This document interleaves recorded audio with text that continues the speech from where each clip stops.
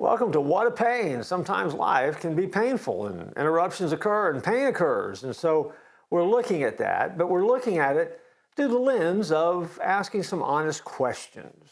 And we're in the second of this series where we're going to try to at least get on the edges of what we can learn about pain and why it's actually helpful and useful in our lives sometimes. Today's question is simply this: if I'm a follower of Jesus, shouldn't I be exempt from adversity? And I would remind you simply this: adversity is no respecter of persons. We've all been in those perfect storms in life, those times when those struggles happen, and we just had to plow through it. Sometimes those struggles take place because we're outside the will of God. Sometimes they take place because we're in the will of God, and then sometimes they just take place because that's the way life unfolds.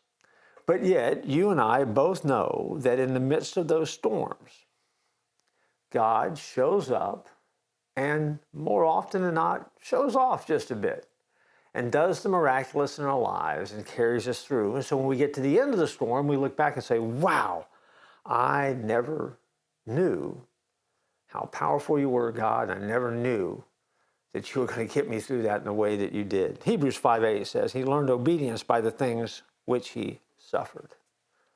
I am always amazed that how in the times of challenge, if we will take the time and open up our heads and hearts, God uses critics, circumstances, enemies, problems, danger, and all of that will drive us to him.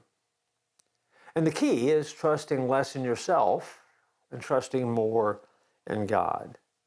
And one of the ways that we learn how to do that and we put it into practice is through pain.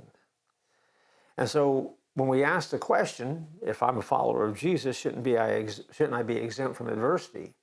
Maybe the honest question is, I shouldn't be exempt from adversity at all, should I? Because I'm a follower of Jesus. Maybe as a follower of Jesus, you're more qualified and more ready to face painful moments than those who aren't.